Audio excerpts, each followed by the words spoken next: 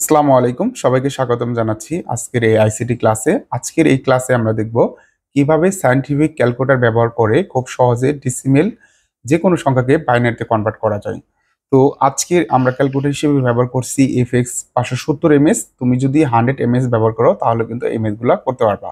এর উপরে 991 এমএস যদি ব্যবহার করো তাও কিন্তু তুমি করতে পারবা। সো ক্যালকুলেটর যে কোনো একটি হলেই হবে। তো এখন তুমি যে কাজটা করবা, ক্যালকুলেটর ফার্স্ট অফ হচ্ছে অন করে নিবা। আমরা যে কাজটা করব এই 25 বেস 10 এটার হচ্ছে বাইনারিতে কনভার্ট করার এই ম্যাথটা করব। তো এর জন্য তুমি অন কোডে অবশ্যই তোমার মোডে নিয়ে আসতে হবে। মোড ডাবল ক্লিক করে 3 নাম্বার বেস সিস্টেমে নিয়ে আসতে হবে। তো 3 তে প্রেস করে বেসে নিয়ে আসবা। বেসে নিয়ে আসার পরে তুমি দেখবা যে এখানে তোমার বি রয়েছে। বি মানে হচ্ছে বাইনারি। যেহেতু তুমি ডেসিমেল সংখ্যা নিয়ে কাজ করবা, সেক্ষেত্রে তুমি এই যে ডেসিমেলে প্রেস করবা, এখানে তোমার ডি চলে আসবে।